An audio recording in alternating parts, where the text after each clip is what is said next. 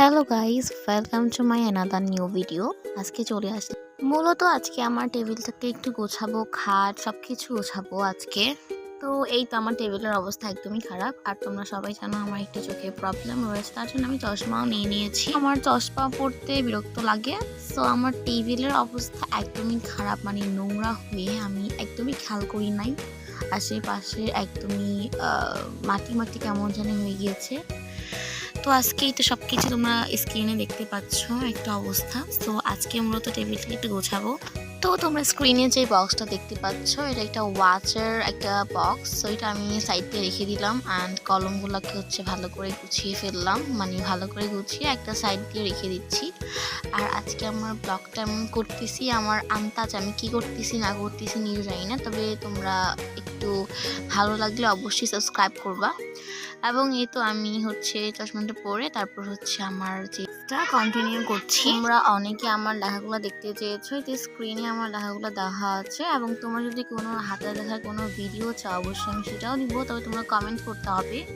আর তো ইন ফ্রন্টে আমার এক্সাম রয়েছে, আমাকে অনেক ভালো করে পড়াশোনা করতে হবে।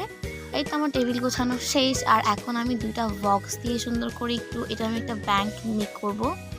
তো দেখো কীভাবে মেক করি। আর এটা একটা ডলের বক্স, এটা একটু নষ্ট হয়ে গিয়েছে, এটাকে এখন আমি স্টপলার মেরে ঠিক করব।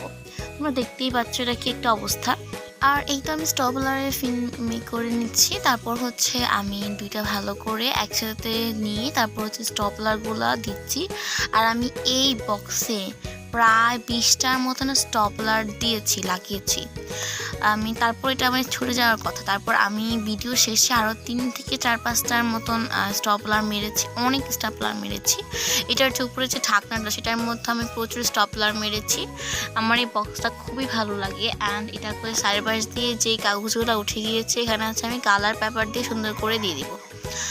আর এই তো আমার এটাও এখন স্টপলার মেরে ফেলবো। আর এটার ফুটেজ নিতে একদমই মনে ছিল না। তারপর আমার প্রচুর খিদা পায় এবং আমি ভাত খেয়ে বেরিয়ে নিচ্ছিলাম।